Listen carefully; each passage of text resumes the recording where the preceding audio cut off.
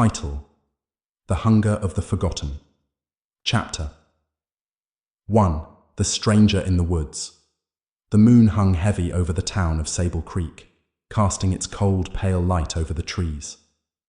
The woods were dark, their depths stretching like fingers into the heart of the earth, where shadows slumbered and whispered in languages forgotten by man. It was in this very darkness that William Ferris found solace.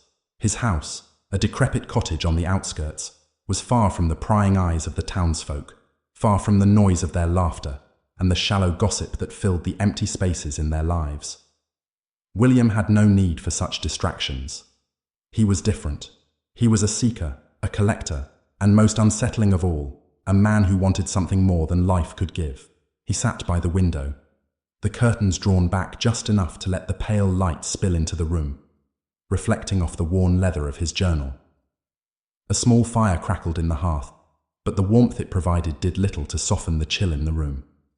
The cold was in him now, deep within his bones, a constant companion since his obsession with ghosts had begun years ago. William didn't care. He welcomed the cold.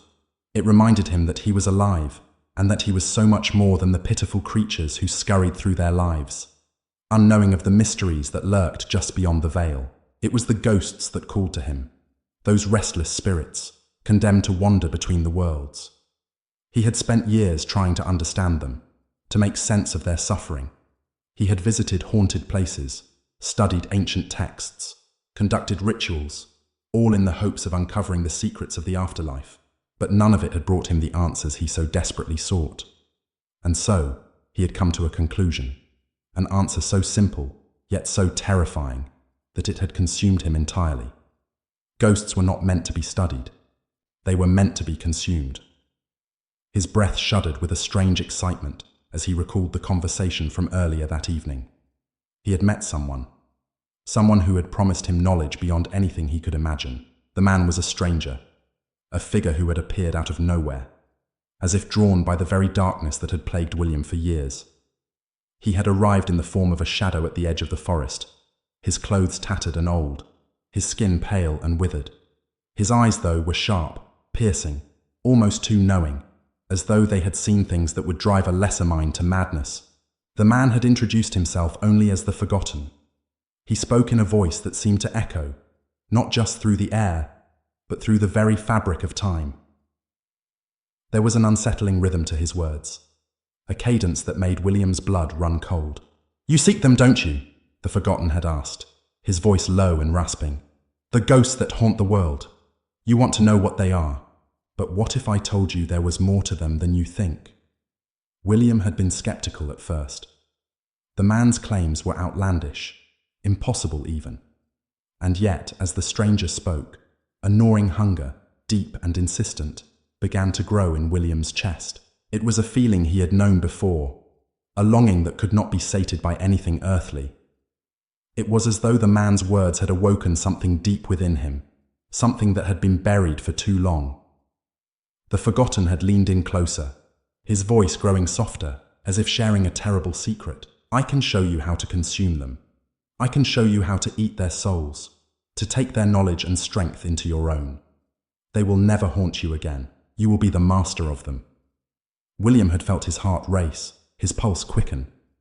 The man's eyes gleamed with an unnatural light, and something about his presence felt wrong.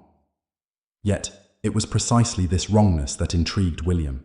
The promise of power, of control over the dead. What could be more intoxicating? "What's the price?"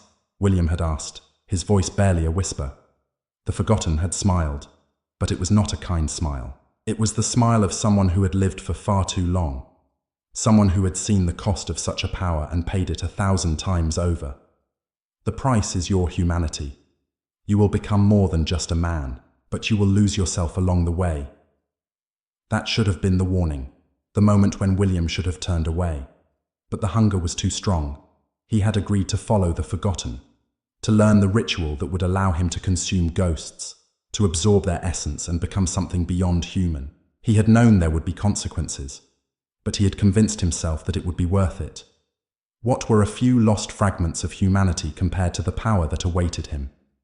And so, that very night, William had ventured into the woods with the Forgotten, following the stranger's lead as they descended into the dark forest. The trees grew thicker as they walked, their gnarled branches reaching out like hands, pulling them deeper into the shadows. The air grew colder, heavier, and the silence pressed in on them like a suffocating weight. William's mind raced with thoughts of what awaited him, visions of spirits, of souls writhing in the air, ready to be consumed. The Forgotten led him to a clearing where a large ancient oak tree stood. Its trunk was twisted, its bark gnarled and blackened, as though it had been scorched by an unseen fire. The ground around it was littered with the bones of animals, long since picked clean by scavengers. But there was something else, something William couldn't quite place. The air felt thick, charged with an unnatural energy. He could almost hear something whispering, a voice in the wind. But when he turned to listen, there was nothing. "Here," the Forgotten said, his voice low and reverent. "This is where it begins." William stepped forward, his heart thudding in his chest. The ground seemed to shift beneath his feet, and for a moment he thought he saw something, shadowy figures flickering in the corners of his vision. But when he blinked, they were gone. The Forgotten began to chant, his voice rising and falling in a strange rhythm. The words were unfamiliar, ancient, and they seemed to reverberate through William's very bones. He felt an overwhelming sense of nausea, but also an inexplicable thrill. As the chant reached its crescendo, the air around them began to change. The darkness deepened, and the temperature dropped even further. William's breath came out in visible puffs, though he could not tear his eyes away from the scene unfolding before him. The first spirit appeared as a wisp of smoke, pale and translucent. It floated before them, its form shifting like a cloud. It had no face, no features, only a vague, hollow outline. But William could feel it, feel its presence in his mind, in his very soul. It was alive, but not alive, a thing caught between worlds, yearning for release. The Forgotten stepped forward, his hands outstretched. He moved with a fluidity that was almost hypnotic, a kind of grace that was both unnerving and beautiful. His mouth opened, but no words came out. Instead, he inhaled, drawing in the spirit. William watched in both horror and fascination as the air seemed to shimmer, as if the very essence of the ghost was being consumed. As the spirit vanished into the Forgotten's mouth, William felt a chill run down his spine. It was a sensation unlike anything he had ever experienced. The cold was seeping into his skin, into his bones, and the air around him was thick with something wrong. It was as though the world had bent in on itself, folding into a place where the rules no longer applied. When the ritual ended, the Forgotten turned to William. His eyes gleamed, but they were different now, darker, more hollow. He had absorbed the spirit, and with it, something of its essence had entered him. "You see," the Forgotten whispered, his voice a rasping echo. "It is not just knowledge you gain. It is their suffering, their sorrow, their very being." William felt a shudder of unease, but the hunger gnawed at him still. He wanted that power. He needed it. Show me more. Chapter 1, continued. The Stranger in the Woods. William's pulse quickened as he stared at the Forgotten, who now seemed less like a man and more like something ancient, something untouchable, hovering on the edge of human comprehension. The ritual had begun, and as the last wisps of the ghost evaporated into the man's mouth, William could feel something shift in the air. The very woods seemed to hold their breath.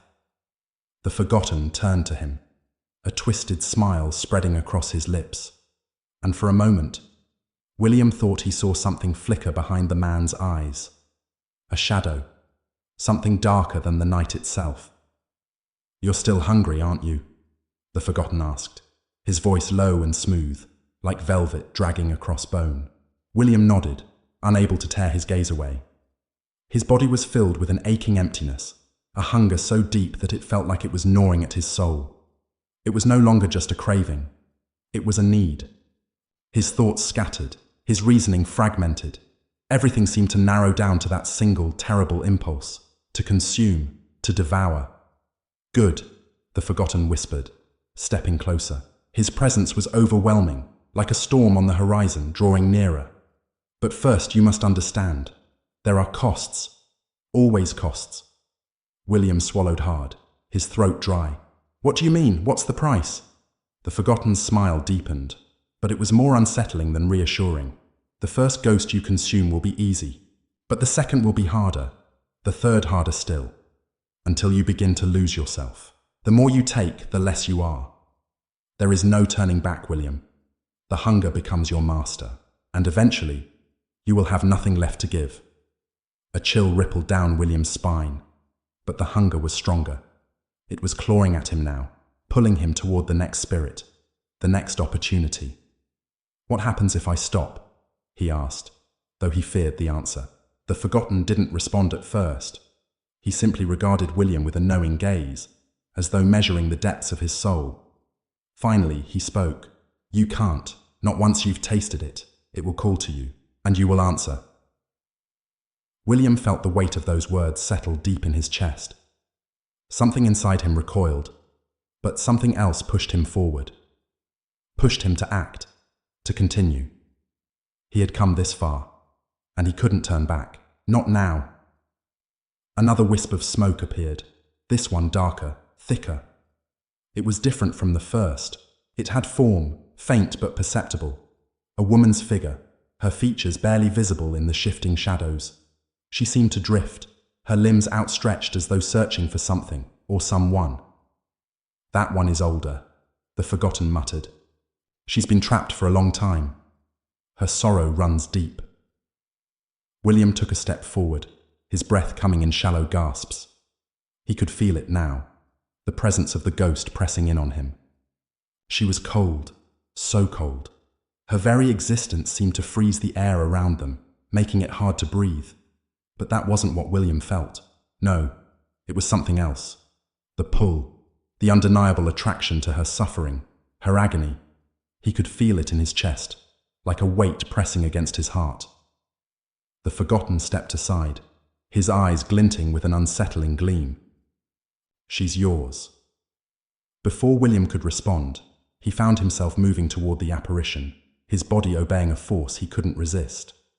He reached out a trembling hand, and as if guided by some unseen force, the ghost began to move toward him.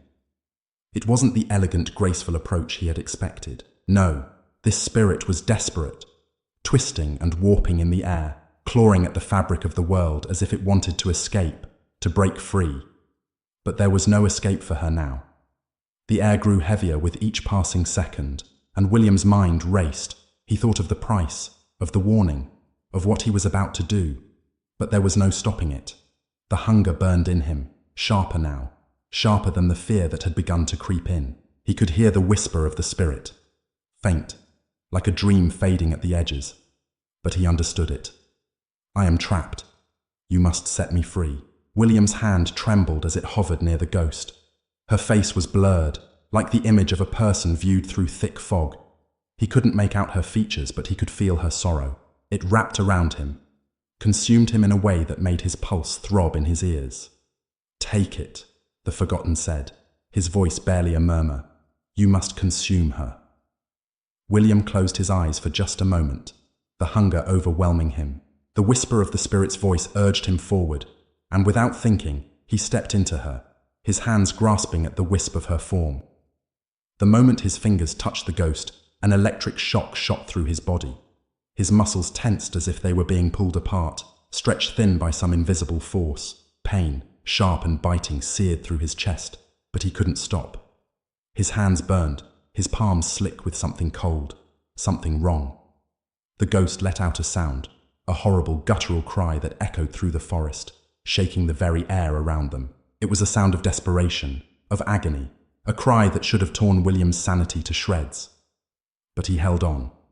A flood of memories rushed into him, flickering images of a life long forgotten.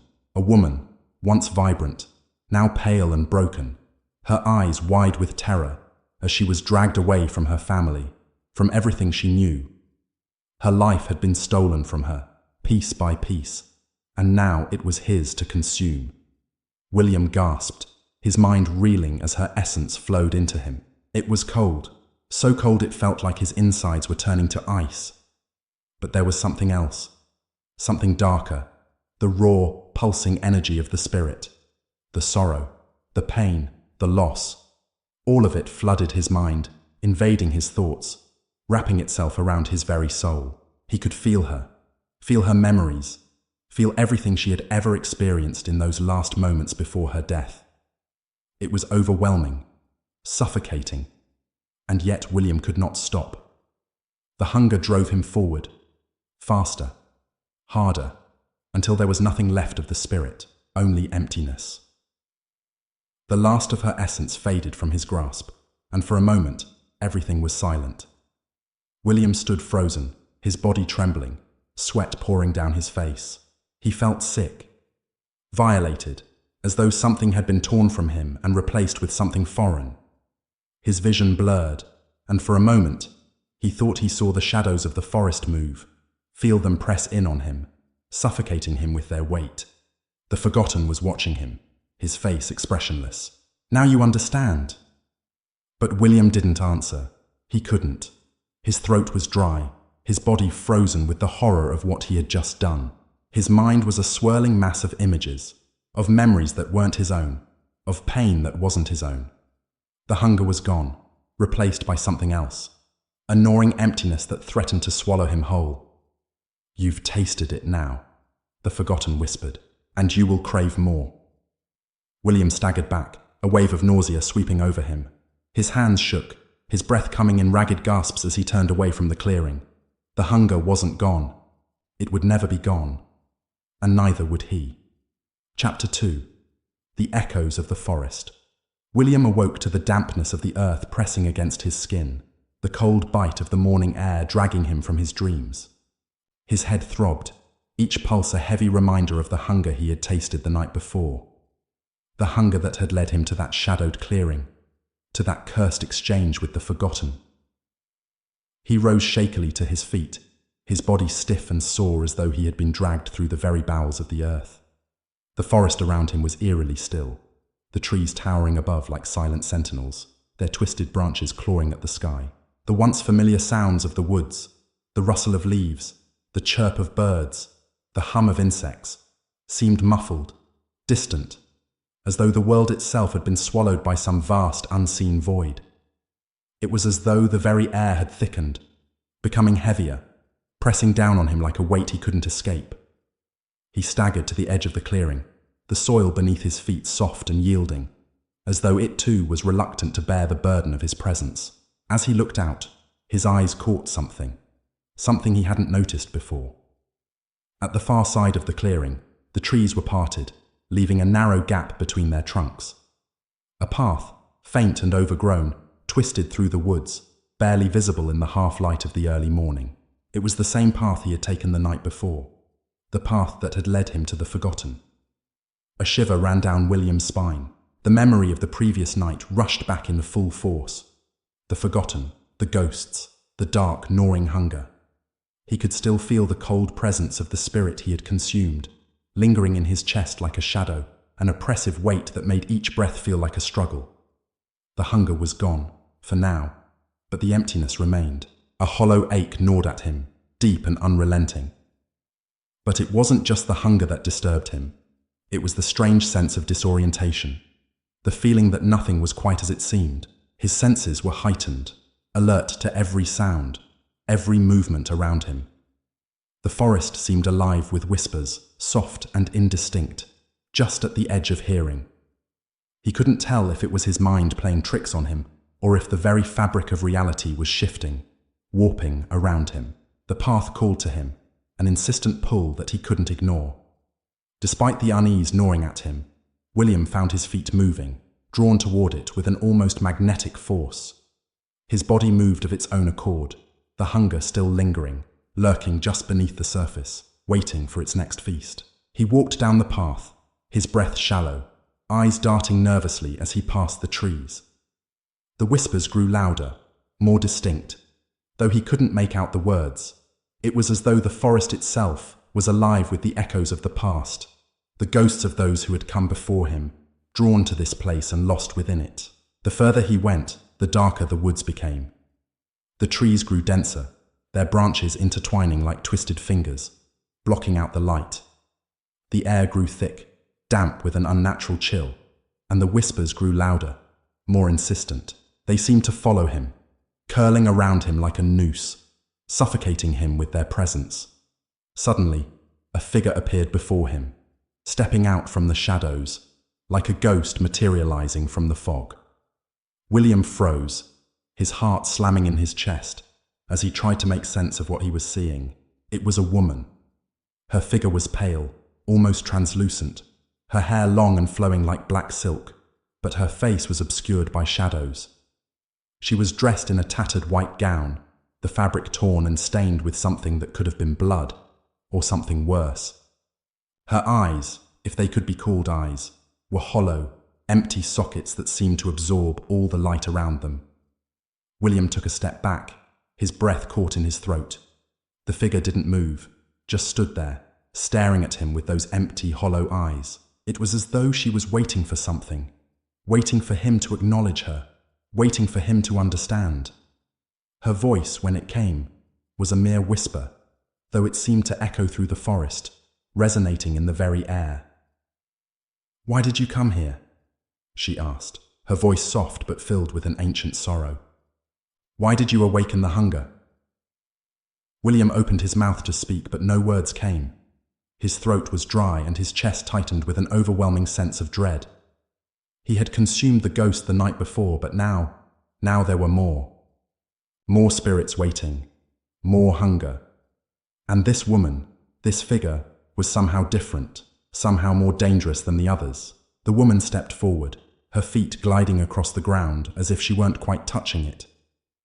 William's pulse quickened, his instincts screaming at him to run, but his legs wouldn't move. He was rooted to the spot, locked in place by something stronger than fear. "You've tasted it," she whispered, her voice now tinged with something darker, something colder. "But you don't understand what it truly means. The ghosts you consume, they don't die. Not really. They linger, twisted and broken. They follow you, lurking in the corners of your mind, waiting to take you. You are their new host." William's breath hitched as the weight of her words sank in. Host. The word echoed in his mind, reverberating like a death knell. He had known, in some deep hidden part of himself, that the hunger would come at a cost. But he hadn't truly understood what that cost would be.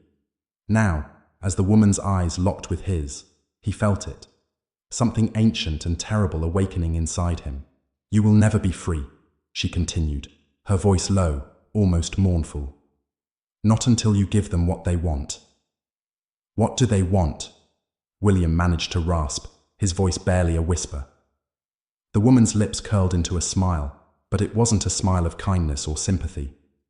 It was a cruel, knowing grin, one that spoke of centuries of suffering, of souls lost and damned. She stepped even closer, until her face was inches from his, and for a moment, William thought he saw something shift behind her hollow eyes. Something alive. "They want you," she said, her voice a hiss, the words filled with venom. "All of you, your soul, your very essence." William recoiled, a primal fear clawing at him, but the woman wasn't finished. She reached out, her cold fingers brushing his cheek, sending a jolt of ice through his body. The touch was gentle, almost tender, but it felt like death itself. "You can run," she whispered, "but they will always find you." The world around William began to twist and warp, the trees bending and contorting like grotesque caricatures. The whispers grew louder, more frantic, filling his mind with a cacophony of voices that seemed to demand something from him, demand to be fed. With a sudden jolt, the vision faded. The woman was gone, and the forest had returned to its unnatural stillness. But the air felt charged, like static before a storm. The weight of what had just happened hung heavily in his chest, and for the first time, William understood the true cost of the hunger. It was never just about consuming ghosts. It was about becoming them, losing yourself in the process. The path before him seemed to stretch on forever, each step heavier than the last. The hunger had returned, more insistent now, gnawing at him from the inside. But he knew deep down that no matter how far he ran, no matter how many ghosts he consumed, there would always be more, and the hunger would never be satisfied. He had made his choice, and now there was no turning back. Chapter 2. The Descent of the Forgotten. The shadows clung to William like a second skin, a constant companion in the suffocating silence of the woods. The more he tried to push them away, the tighter they held, threading themselves into his thoughts and making him wonder if they were not just external forces but something darker and more intimate. The hunger had not yet consumed him completely, but it was a constant presence in his mind, its insidious whispers growing louder with each passing moment. He could feel the eyes of the spirits that followed, their weight like invisible chains binding him to something ancient and unknown. As he walked deeper into the woods, the path seemed to stretch on, an endless ribbon of damp earth and twisted roots that led him further away from the life he had once known. The trees, gnarled and thick with moss, seemed to shift and sway as if they were alive, aware of his every step. He had heard the legends, tales told by the old folk, murmured over firesides in hushed voices, about this forest, a place where the boundary between life and death blurred, where spirits lingered and memories became twisted things. But he hadn't believed them. Not really. Until now. A sharp, eerie silence descended upon him as he walked. The usual sounds of the forest, the rustling of leaves, the call of distant birds, had disappeared, leaving only the sound of his own breathing and the faint creak of branches in the wind. It was as though the very air had become thick, pressing against his chest with a weight that made it harder to breathe. Every step felt like it took him deeper into a world that wasn't his, a world that was slowly consuming him. His eyes darted around, every sense on high alert, but it was the ground beneath his feet that drew his attention next. The path he was walking on was changing. The soft earth had given way to a strange, smooth, stone-like surface, slick with moisture, almost as if the forest floor had transformed into something else entirely, something unnatural. He stopped for a moment, trying to steady his breathing. The path felt wrong. He had been walking for what seemed like hours, but the forest seemed to stretch on endlessly, and yet, no matter how far he went, he saw no sign of anything, no clearing, no break in the trees. Only the thick, oppressive canopy above, blocking out any glimpse of the sky. William's heart raced. Something was wrong. Something had changed. It wasn't just the physical landscape that unnerved him. It was the weight of the atmosphere itself. There was a sense of presence. Something was watching him. He could feel it in the pit of his stomach, a sense of being stalked, hunted. The hunger whispered in his mind again, louder this time, urging him forward. He had to feed. He needed to. He took a step forward, his feet slipping on the smooth stone-like ground, and then another. As the pull of the path grew stronger, more insistent, his body moved of its own accord, each step taken as though some unseen force were guiding him. The air grew colder, the breath in his lungs thick and heavy as he pressed on, each moment dragging him further from himself. The trees closed in tighter around him, their branches twisting and contorting in unnatural ways, forming a canopy that seemed to blot out even the faintest hint of light. The further he walked, the darker it became, until he could no longer tell where the trees ended and the night began. It was as if he had walked into the heart of something ancient, something that did not exist on any map, something that was not bound by time or space. Suddenly, there was a sound, a soft, scraping noise that seemed to come from the very ground beneath him. William froze, his pulse racing, his breath shallow. The air was thick with dread, the silence hanging heavy and oppressive. From the darkness ahead of him, a figure emerged, slowly, almost lazily, as though it had been waiting for him. It was tall, taller than a man should be, and its form was obscured by the shifting shadows, its shape indistinct, as if it were more a silhouette than a being. The figure moved forward with deliberate slowness, each step an agonizingly calculated motion that made William's blood run cold. It was not human. He could feel it in the marrow of his bones, a deep, primal recognition that this thing, whatever it was not of this world. The hunger inside him writhed, thrashing against the confines of his chest, urging him forward, pushing him toward the creature.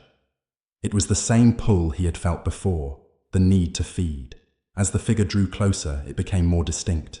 It had no face, no eyes, no mouth, only a smooth, featureless expanse where its face should have been.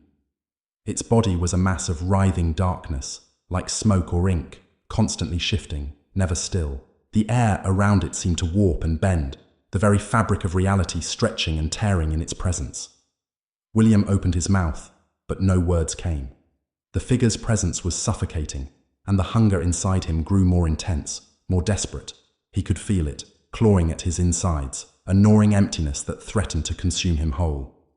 The figure reached out with long, impossibly thin fingers, its hands sliding through the air with an unnatural fluidity.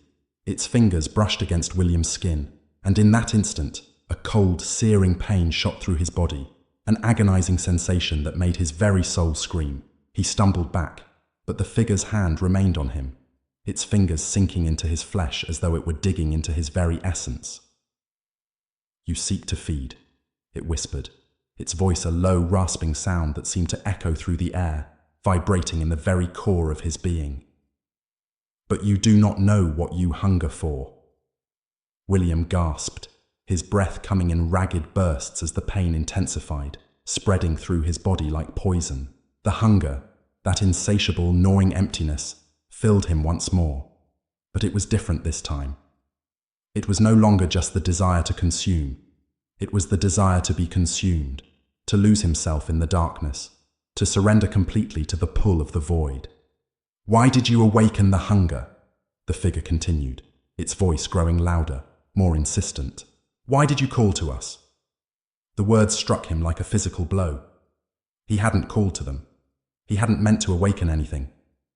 He hadn't asked for any of this, but deep inside, he knew the truth. He had always known. He had been searching for it, calling to it, even before he understood what it was. The hunger had always been there, a part of him. And now it had drawn him to this place, to this moment, where the boundaries between life and death no longer held any meaning. The figure's fingers tightened around him, its grip unyielding. "Now," it said, its voice dark and mournful, "you are one of us, and there is no escape." The last of William's strength faltered as the darkness closed in around him, consuming him whole, and in that instant, he understood. The hunger was not a curse. It was not a choice. It was a fate. And now, he was bound to it, forever. Chapter 3. The Devouring Darkness. The moon hung high, a cold, watchful eye in the sky, casting pale light through the thick canopy above. But no matter how much the light from the heavens poured through the branches, the forest below remained shrouded in deep shadow. The only sound that accompanied William as he stumbled through the twisted underbrush was the harsh, ragged rhythm of his breath, struggling to keep pace with the overwhelming weight of his thoughts. What had he become? The figure, the thing with no face, no form but darkness itself, had marked him. He could feel its touch still, searing into him, burning deeper than any physical wound could. The hunger had taken root within him like a parasite, its pull inexorable, its need ever-growing. The absence of it, the gnawing emptiness that threatened to consume him from the inside out, was unbearable. It was as though the void had become a part of him, bound to him in a twisted symbiosis that he could neither escape nor understand. But the worst thing, the thing that twisted his stomach into knots, was this. He had wanted it. It had started as a curiosity, a mere whisper of something greater, a hunger beyond food, beyond anything tangible. But now, standing in the forest, feeling its weight press against him from all sides, William realized the truth. This was not a mere temptation. This was a call, a summons, a pact forged in shadow, born from an ancient, malevolent hunger that devoured not just the body, but the very soul. William's fingers trembled as he pressed them to his temples, trying to push the thoughts away, to regain control of his mind. But the hunger, the relentless yearning, was always there, lurking just beneath the surface, ready to tear him apart from within. The whispers that had started as mere inklings had now become deafening. They crowded his thoughts, drowning him in an insatiable thirst that he could no longer ignore. A crackling noise broke the silence, a branch snapping beneath the weight of something. William froze, his heart thundering in his chest. His first instinct was to turn and run, but something kept him rooted in place. He knew the forest was not simply a place, it was something far worse. The trees were alive, their gnarled roots twisted into the very fabric of the earth, and the shadows, those eternal slithering shadows, watched his every move. From the corner of his eye, he saw a figure move among the trees. At first, it seemed like a trick of the light, a shadow among shadows, but then the figure stepped forward, slow and deliberate, and William saw it clearly. Another thing like the first, a shape formed from the night itself, featureless, shapeless, save for the deep, yawning darkness that seemed to consume its very form. William's throat constricted. The hunger twisted inside him, a vile, suffocating presence that was now a part of everything he was. He should run. He should scream. But all he could do was stand there, the weight of the creature's presence pressing in on him. William! The voice, if it could even be called that, was a low, hissing whisper, the words slithering into his mind like worms burrowing into soft earth. They were not spoken in his ear, but inside his skull, echoing in the caverns of his brain. "You are not alone," the voice continued, the words echoing with an eerie resonance. "We have been waiting for you, waiting for someone who understands the hunger." William's body felt heavy, weighed down by the growing presence of the figure. He couldn't move. He couldn't think. All he could do was listen as the voice wrapped around him like chains. "You've felt it, haven't you?" the voice cooed. "The emptiness, the call. We are the same, you and I. All of us who hunger. We are drawn together by the same pull, the same darkness." The words made William's skin crawl, his bones ache. What was it? What did it want with him? The thing, this shadowed entity, was like the first, but it was not the same. It was more insistent, more familiar. Its presence crawled under his skin, as though it had always been there, waiting for him to finally realize it. "You hunger, just like us," it whispered again. "You seek to consume, to feed. You feel it, don't you? The desire to devour what you cannot see, to take that which is not meant to be taken." William's vision blurred, the edges of his reality fracturing as he struggled to keep control. His heart raced, the pulse in his neck thudding like a drumbeat, but his feet remained frozen to the ground. The hunger raged inside him, surging with each breath, a constant reminder of his newfound fate. "Join us," the voice whispered again, softer now, almost tender. "Become what you were always meant to be, one with the darkness, one with us." Join them? William's mouth went dry. He could feel it, the call of the darkness. It was not just the hunger now, it was something deeper, more primal.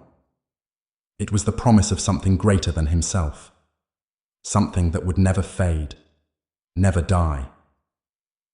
He could feel the pull of the void, of the shadows that surrounded him, but there was something else, something darker, more insidious. There was a weight to the hunger, a crushing pressure that threatened to swallow him whole. The thing that stood before him was not offering him a release. It was offering him an eternity of this torment, an eternity of gnawing hunger, of consuming what was never meant to be consumed. He could feel the void in his soul, that emptiness growing, stretching. It wanted to take him, consume him, make him one with the abyss. And it was so close he could almost taste it. But something within him, something faint, something buried deep, fought back. He stepped away from the figure, his legs trembling beneath him.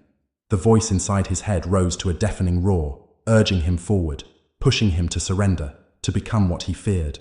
"No," he whispered through clenched teeth, his voice hoarse. "I won't." The figure tilted its head, its shadowy form flickering like a flame. The darkness seemed to surge forward, but William stumbled backward, his feet catching on the uneven ground.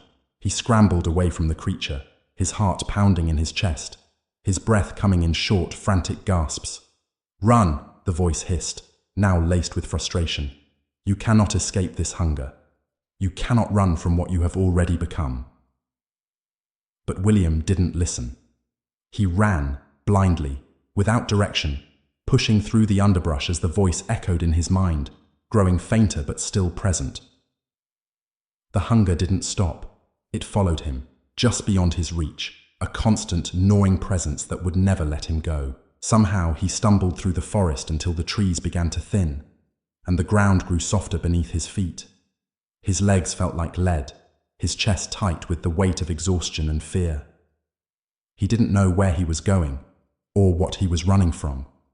But the hunger, was still there, insistent, growing. The clearing ahead was empty, bathed in a strange, unnatural light. The air felt thinner here, cooler, as if the very land itself was holding its breath. William stopped, breathless, and looked around. For the first time since he'd entered the forest, the darkness seemed to recede, as though it had never been there. He was alone, for the moment at least, but he could still feel it, the hunger. It gnawed at him from the inside, clawing at his soul. He had escaped one darkness, only to find himself in another. And this one would never let him go. The shadows had claimed him, body and soul. And soon, it would all come to pass. Chapter 4. The Feast of Shadows. The wind was different in the clearing. It moved with purpose, as though it too was driven by some insatiable hunger. The leaves rustled like whispers, their edges curling in unnatural directions. The very air hummed with an energy that was both ancient and evil, a power that had lain dormant for centuries, now stirring again. William stood motionless at the edge of the clearing, trying to make sense of the strange calm that had descended upon him. He had run, escaped, yet there was no safety. Not here, not anywhere. The hunger was always there, pressing against his ribs, settling beneath his skin like a sickness that he could no longer ignore. It wasn't just hunger for food, for flesh. It was hunger for everything, for life, for meaning, for the intangible things that made a man whole. The thing inside him, the thing that had latched on so tightly, had consumed more than his body. It had consumed his soul. And now, with no way to push it out, no way to fight, he was losing himself. A low growl, distant at first, crept into the air. It rumbled like thunder across the sky, but there was no storm, no clouds, just the thick, oppressive darkness pressing in around him. William took a tentative step forward, his body resisting, instinct screaming at him to turn and run. But his legs moved on their own, driven by the relentless pull of the hunger that gnawed at his insides. Each step felt like a betrayal, each movement sealing his fate further. He was no longer in control. The trees around him bent and twisted as he walked, their branches curling down like long clawed fingers. The leaves fluttered in unnatural patterns, as though they were alive, reaching for him. The smell in the air was overpowering, a sickly, sweet odor of decay and rot, tinged with something metallic and bitter. It was a scent that made his throat close and his stomach churn. As he entered the center of the clearing, he felt the temperature drop. His breath misted in front of him, the cold seeping into his bones.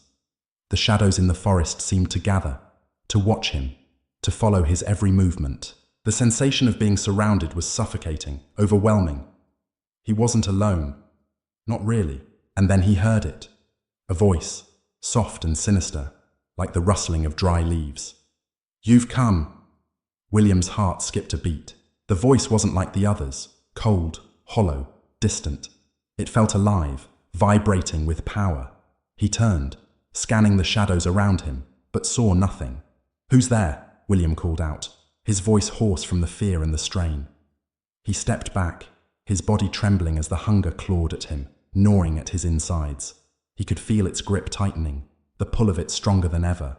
A shape slowly materialized from the shadows in front of him, its form indistinct, as if it was made of smoke or mist. It shifted, flickering like a candle flame in a storm, but the presence of it was undeniable. It was there. It was real. "I've been waiting for you," the voice said again, its tone dripping with a sinister sweetness. "For so long." William swallowed, his pulse quickening. The thing in front of him was like nothing he had ever seen before. It was humanoid in shape, but its features were obscured by a shifting, formless darkness. There was no face, no eyes to meet his, just the presence, just the hunger. "Who are you?" William asked, his voice barely a whisper. He could feel his breath hitching, his throat dry. "What do you want from me?" The thing stepped closer, its movement fluid, unnatural. The ground seemed to bend beneath its weight, as if the earth itself was afraid of it. William took another step back, but the creature was already there, too close. The hunger within him surged. "I am a part of the hunger you feel," the thing said, its voice echoing in his mind, reverberating with an eerie resonance. "A part of the darkness that calls to you. I am what you have become." "No," William gasped, shaking his head, trying to pull away. "This isn't... I didn't..." The thing raised a hand, long clawed fingers stretching toward him. The air around him grew colder, colder than anything he had ever felt before. His breath was visible now, a cloud of mist in the frigid air. But it wasn't the cold that made him shiver. It was the hunger. It surged in his chest, tightening like a vice, a painful pressure that seemed to split him from the inside out. The thing in front of him, it was feeding, and he was the feast. "You cannot fight it," the creature said, its voice almost tender, as though it were speaking to a child. "You can never fight the hunger. It will consume you. It is all that you are now." William stumbled backward, his legs weak beneath him. He felt the pull of the thing, its presence suffocating, smothering him.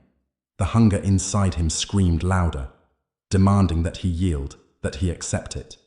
It wanted him to embrace the darkness, to let it swallow him whole. But deep inside, beneath the layers of fear and despair, something else flickered. A spark, a shred of resistance. "No!" William shouted, pushing forward, his hand reaching for the ground, desperate for something, anything to hold on to. His fingers brushed against the cold earth, and suddenly he felt the weight of the forest lift, as though the world had paused for a heartbeat. The thing before him seemed to hesitate. It faltered, its form flickering like a candle in the wind. William's chest heaved, his lungs burning, but he refused to fall. He refused to let the hunger win. For a moment, the forest fell silent. The shadows, which had surrounded him for so long, seemed to pull back, as if the hunger was momentarily distracted. William stood alone in the clearing, his heart pounding in his ears, his hands shaking, but alive. The creature in front of him stared, its form now a swirling, pulsating mass of darkness. And then, as if it had never been there at all, it was gone. William gasped for air, his body trembling with a mix of terror and relief. He collapsed to his knees, staring at the ground, trying to steady his breath. The hunger was still there, a gnawing, twisting presence that refused to leave. But for the first time, he felt a faint spark of hope. Maybe, just maybe, there was a way out of this. But as he looked up, the shadows began to move again, this time not retreating, but gathering, condensing, swirling around him like a storm cloud, pulling closer, inch by inch. The hunger had not abandoned him. It had only just begun. Chapter 4. The Echo of Hunger. The ground trembled beneath William's knees as he rose slowly, his body stiff, trembling from the encounter. The hunger within him gnawed relentlessly, a ravenous beast bound by no law but its own. It surged once again, pushing against his chest like an insidious tide. But this time, he resisted. He had to. The shadows in the clearing began to twist and stretch, snaking toward him like long clawed fingers. The sky above seemed to pulse with a sickly yellowish light, casting an eerie glow over the scene. It was as though the very fabric of reality had warped, and he was now standing in a place where time and space bent to a will darker than any man could comprehend. William's breath came in shallow gasps as he struggled to steady himself. His eyes darted nervously around the clearing, searching for the creature, the thing that had been following him. But the shadows held only silence, the oppressive weight of its absence hanging in the air. A sudden rustling behind him made his heart leap in his chest. He spun, but saw only the flicker of movement within the trees, the faintest shift in the shadows. His mind screamed at him to run, but his body refused to move. It felt like his feet were planted in place, frozen to the earth beneath him. His muscles were locked, his skin prickling with the cold, the oppressive sense of being hunted. "You can't run from it," a voice whispered. It was a low, croaking sound that seemed to emanate from the very air around him. It was the same voice he had heard before, the one that had spoken to him in the clearing. Soft, sinuous, yet powerful. The hunger itself had spoken. The forest fell still, The wind ceased its howling, the leaves halted their rustling. It was as if the world itself had taken a breath, waiting.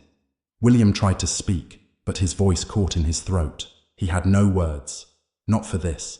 Not for the feeling that something, someone, was standing right behind him, just beyond his reach, waiting for him to acknowledge its presence. The temperature plummeted, and his breath fogged in front of him. His teeth chattered, but he couldn't stop. A sudden feeling of dizziness hit him, as though his body was growing weak, his knees on the verge of giving way. The hunger was overwhelming, pulsing through him like an infection. And all at once, it was no longer just a feeling in his gut. It was everywhere, inside, outside, suffocating him. It was him now. It had taken him. He was becoming part of it. "Feed," the voice murmured. It was so close now, right behind him. The coldness of its breath brushed against his ear. "You know what you must do. There is no other way. You belong to it now." The shadows around him pressed in, their movements fluid and inescapable, like a tide rising around him. William tried to move, to push himself away, but the hunger was a force greater than his will. He could feel it clawing at his insides, pulling at the very fibers of his being. His fingers twitched, the muscles in his arms jerking involuntarily, as if reaching for something he couldn't see. But then, something broke through the madness, a fleeting thought, a memory, his sister, Lily. Her face, her voice, her laughter. He had not thought about her in months. She had been the light of his life, the anchor that kept him grounded, the reason he fought every day to stay sane. Her face flashed in his mind, clear and sharp, pushing through the fog of hunger and darkness. "Lily," he whispered, though he wasn't sure if it was aloud or just in his mind. "I'm sorry. I'm sorry I couldn't protect you." The hunger stirred in response, a rumbling growl deep within him. The shadowy figures surrounding him seemed to pause, their presence pulling back for just a moment, as if the hunger was confused, disoriented. "You cannot escape it," the voice hissed again. "It is too late." But William's mind was already elsewhere, already grasping for something he couldn't reach. The thought of Lily, that pure, simple connection to something good, was all that remained of his humanity. He held onto it with all the strength he had left, even as the hunger clawed at his throat. His body shook violently as the hunger tried to drown him. It wanted him to feed, to let go, to give in to the primal urge, to tear apart whatever it was that still kept him tethered to his former self. The insidious thing in the shadows was growing bolder now, stretching toward him with long, twisted fingers, its face forming from the very darkness itself. But William, though trembling with fear, though on the brink of collapse, pushed forward. He stumbled, his feet unsteady, but his mind was clear for the first time in days. The hunger whispered in his ears, promising him relief, an end to the torment. But he would not yield. Not again. His eyes darted around the clearing, searching for something, anything, something to anchor him. And then, through the trees, he saw it. Just a flicker at first, but it was enough. A faint glimmer of light, faint but unmistakable. A figure. He squinted, blinking through the haze of exhaustion, trying to make out the shape. His heart hammered in his chest, but his breath came a little easier. The figure stepped out from behind the trees, and the sight of it sent a shock through him. It was a woman. She wore a long, flowing white dress that seemed to glow in the moonlight, her hair dark and long, flowing like liquid silk around her shoulders. Her face was serene, untouched by the darkness that surrounded him, and yet there was something off about her, something almost too perfect, too serene. But William couldn't focus on that. He didn't care about her. Not now. He only knew one thing. She was alive. "Help!" William gasped, his voice breaking. He tried to step toward her, but his legs buckled, and he collapsed to the ground. The hunger surged again, as if it had been waiting for him to falter, to fall. But he held onto that thought, Lily's face, and it kept him tethered, kept him fighting. The woman stepped forward, her movements fluid and effortless. She knelt beside him, her hand reaching out toward his face.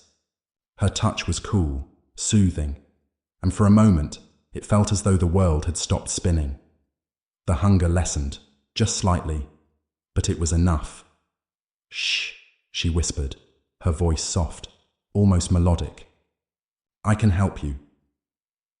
But as she reached for him, William saw her eyes for the first time.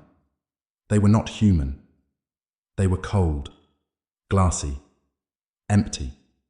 The pupils were black, endless, like two voids staring into his soul. "You're too late," she whispered. "You should never have come here. You belong to it now." William's heart stuttered in his chest, and in that moment, he realized the horrible truth. The hunger was never just something inside him. It had always been there, always waiting for the right moment. And now, there was no escaping it. Not anymore. The shadows closed in around him, the darkness swallowing him whole. His screams were lost in the void as the hunger finally claimed him. The last remnants of his soul fading into the abyss. Chapter 5. The taste of the hollow. William awoke, not to the sound of birds or the gentle rustling of leaves, but to a silence that felt too heavy, too suffocating. The air was thick with the kind of quiet that pressed down on the chest, the kind that made every breath feel labored, each exhale a small defiance against an unseen pressure. His eyes fluttered open, but the world around him had shifted. It was no longer the same. Where he had fallen, the damp earth was gone. The ground beneath him was smooth, hard, cold stone. He lay still for a moment, trying to shake the fog from his mind. The hunger, that gnawing presence, pulsed at the back of his consciousness. But it was muted now, as if it had retreated into the shadows. He could still feel it, though. He could always feel it. He pushed himself to his knees, his fingers digging into the cold surface beneath him. His skin burned where the stone met his flesh, but he didn't dare look. He didn't want to see what was left of his body. He was already afraid of what might have happened. He could feel the warmth slipping from him, fading into something far colder. The hunger clawed again, but this time there was something different in its pull. Something deeper. His heart beat faster as he stood shakily, the weight of the unknown pressing against him. He turned, but all he could see was blackness, thick, impenetrable, like a veil of smoke. His legs trembled beneath him as he took a step forward, and then another. The sound of his footfalls echoed strangely in the oppressive silence, reverberating off the stone walls, though he could see nothing around him. The shadows clung to him, curling at the edges of his vision, teasing him with their presence. He felt something watching him, something far older than the hunger that had once consumed him. The walls began to shift. They groaned, long and low, as though they were alive, moving just beyond his perception. William's stomach churned with unease, but he pressed on. There was no turning back now. The smell hit him first. A thick, metallic scent that made his breath catch in his throat, suffocating him with its intensity. It was like blood and decay, a tang of something far worse, something that scraped at the back of his mind, pulling at the edges of his sanity. He blinked rapidly, fighting the nausea that rose in his throat. His vision swam, and then, as if the fog in his mind had parted just enough, he saw it. A figure standing at the far end of the dark corridor. It was tall, its features obscured by shadow, its presence so still that it felt as though the air around it had frozen in place. The figure didn't move, didn't even seem to breathe, but its eyes, those eyes, stared straight at him. They were black, voids that swallowed all light, and in their depths, William could see the flicker of something. A hunger, yes, but something far older. Something that felt as though it had existed before time itself. His heart skipped a beat. The figure did not speak, but its presence was overwhelming, pressing down on him like a weight too heavy to bear. William felt it in his chest, in the pit of his stomach. It was as if the very room, the world, had been shaped by this thing, and it had been waiting for him. He took a step forward, then another. His feet felt heavy, like they were sinking into the stone, and every movement felt sluggish, as though time itself were slowing down. He couldn't look away from the figure, couldn't stop his feet from carrying him toward it. "Come closer," the voice came, but it wasn't from the figure. It was inside his head. A whisper so soft, so intimate, that it felt as though the voice were his own thoughts. But it wasn't. It was the voice of something else. Something ancient. something that had never been human. His pulse raced, but his legs carried him forward, against his will. He had no choice now. As he approached the figure, the air grew colder still. The shadows pressed in tighter, suffocating him, but he could not turn away. He could not stop. And then, as he came closer, the figure spoke again, its voice so close now that William could feel it in his bones. "You are here, finally." The words reverberated in his chest like a distant drumbeat, a sound that thrummed with something dark and heavy. William stopped just before the figure, his breath coming in ragged gasps. He tried to speak, but no words would come. The hunger, that endless gnawing, surged inside him, twisting him from within. The figure shifted then, its form twisting and contorting, its features blurred, a dark haze shifting like smoke, and William felt something other, brush against his mind, like cold fingers against his thoughts. It made his head spin, the hunger clawing at the edges of his consciousness, threatening to overwhelm him. "You've tasted it," the voice whispered, its tone almost sad. "You've tasted what lies beneath, what you are. You can't deny it anymore. It is you now." The figure's form continued to shift, unraveling into a sea of writhing shadows. William's hands trembled, but he couldn't look away. He couldn't escape. The hunger was too strong, too real, and it called to him, deeper now than ever before. The shadows wrapped around him, the coldness biting into his skin. And in that moment, he realized the truth. He was never meant to escape. There was no salvation. There was only the hunger, and it had always been inside him, waiting. The figure's laughter echoed through the dark chamber, long and low, a sound that was both comforting and terrifying. It reverberated through his skull, filling his mind with visions of the past, of faces, of endless hunger, the faces of those who had come before him, who had fallen prey to the same darkness, the same hollow pull. "They will come for you," the voice whispered. "They always do." William felt his legs buckle, his body sinking to the cold stone beneath him. His hands grasped at the floor, but there was nothing to hold on to. The shadows closed in around him, tightening like a vice, and he realized, with a horrible clarity, that there was no way out. The walls, the darkness, the hunger, it was all part of the same thing, the thing that had brought him here, the thing that was him. A scream tore from his throat as the hunger took him again.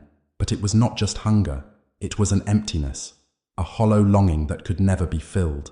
And in that darkness, in that hollow space between life and death, William realized that he had become something else, something worse, something that could never be sated, never be satisfied.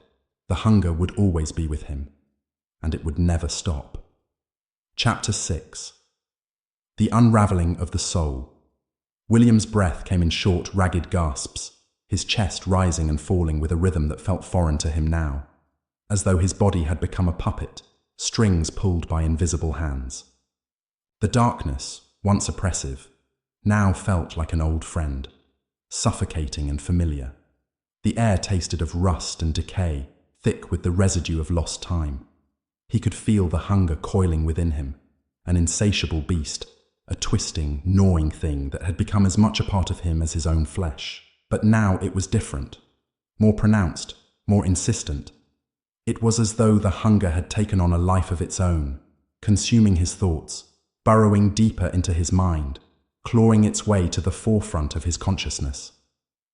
His fingers twitched, aching to feed, to find something, anything to devour. But what could he consume in this place? What was there to satiate the gnawing emptiness inside him? The shadows around him shifted, moving with a purpose, as though they were alive. They writhed and curled like living tendrils, reaching out to touch him, to pull him deeper into the suffocating blackness. William tried to push himself up from the cold stone floor, his muscles protesting, unwilling to obey. He was trapped, bound by forces beyond his understanding. And then he heard it. A soft, almost imperceptible sound, like the whisper of fabric against the wind, or the creaking of wood in the silence of a forgotten house. His heart skipped a beat as he turned toward the sound, his eyes straining to pierce the thick blackness that surrounded him. There, Just beyond his reach stood a figure. It was vague at first, its form shifting and shimmering, but it slowly began to solidify, taking shape in the dim, flickering light that seemed to come from nowhere. The figure was tall, impossibly tall, with long limbs that stretched out like the branches of a dead tree. Its face was obscured, a featureless mask of darkness, with only a faint glow of what could have been eyes. They burned with an unnatural light, like the pale glow of a dying star, distant and cold. "Welcome back," the figure intoned, its voice a low, echoing hum that vibrated through William's bones. It wasn't the voice he had heard before, the one that had whispered of hunger, of the hollow. No, this voice was different, familiar yet foreign, like an old memory he couldn't quite place. William's throat tightened. Who are you?" The figure did not answer immediately. It merely tilted its head, its glowing eyes focusing on him with a disturbing intensity. "It doesn't matter who I am," it said at last. "What matters is who you have become." William's blood ran cold. His mind reeled as the weight of those words sank in. Who he had become. What did it mean? Could he become something else? Something that wasn't him? The figure stepped forward, and with each movement, the shadows seemed to shift and twist in its wake. The air grew colder, the temperature dropping until it felt like his very breath was being stolen from him, frozen in the hollow pit of his chest. "You have already begun the process," the figure continued, its voice growing more insistent, more urgent. "The hunger that gnaws at you. It is the first stage. It is the key to your transformation." "Transformation," William repeated, his voice hoarse, trembling with a fear he had not felt since the moment he had arrived in this cursed place. "What do you mean?" The figure let out a low, mournful sound, almost like a sigh, as though it were pitying him. "The hollow does not simply consume, it remakes." It stepped closer still, and William felt the temperature plummet further, until his very skin began to tingle with the cold. "And you are not exempt from this fate. You will become one with it, as we all have." As the words reverberated in his mind, William's heart thudded painfully against his ribs. He wanted to run, to escape, but his limbs refused to move. He was rooted to the spot, paralyzed by the overwhelming presence of the figure, by the knowledge that whatever had been done to him could not be undone. "What are you?" William whispered, his voice barely a breath in the heavy silence. "Why are you here?" The figure finally stepped into the dim light, its face becoming clearer, though it was still shrouded in a darkness that seemed to obscure any real features. "I am one of the Hollows first," it said, its voice carrying an ancient weight. "I have seen countless souls come and go. I have seen them change, just as you will." William's mind raced, but the weight of the figure's presence seemed to drain his will, his thoughts scattering like leaves in the wind. "Change? Into what?" he asked, his voice shaking. The figure's eyes glowed brighter, their light piercing through the darkness like twin stars. "Into us," it said simply. "You will no longer be William. You will become something else, something that belongs to the hollow, something that cannot die." A wave of nausea washed over him, and he staggered backward, his body trembling. The figure's words sunk into him like sharp daggers, each one twisting and turning within him, stirring something deep inside that he had never known before, something cold, something hungry. The shadows seemed to press in closer, their edges curling and tightening like a net around him. The figure stood in front of him, its form solidifying further, its eyes boring into his very soul. "I did not ask for this," William gasped, his hands clutching at his chest as though to keep the hunger at bay. "I did not choose this."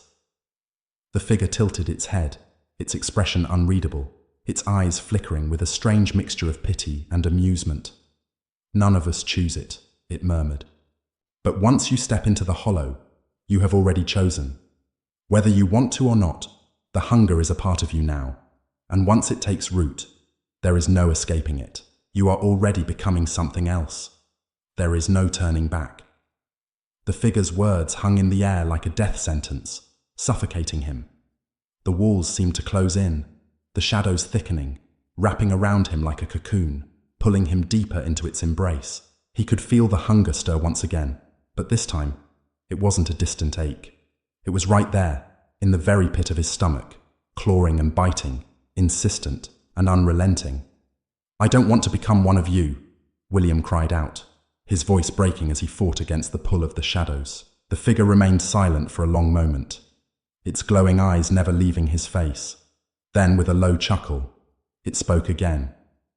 "Wanting is irrelevant," it said, its voice soft, almost tender.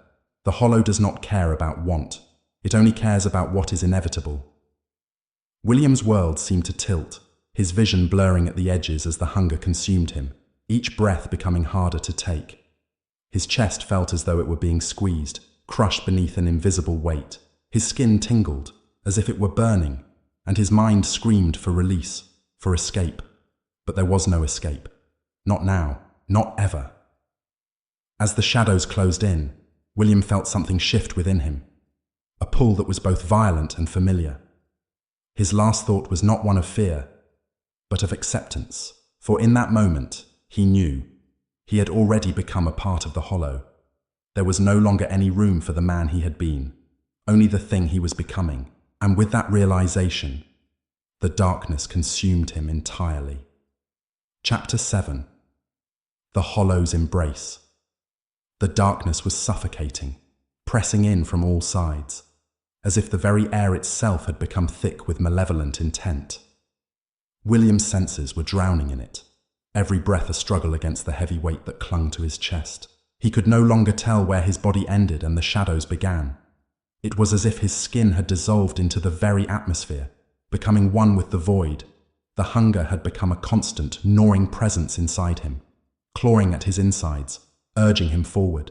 It wasn't the same hunger he had known before, the simple desire for food, for flesh. No, this was something deeper, something darker. It was a void inside him that could not be filled, a hunger for something other, something he could not yet comprehend. But he was no longer William. The man he had been was gone.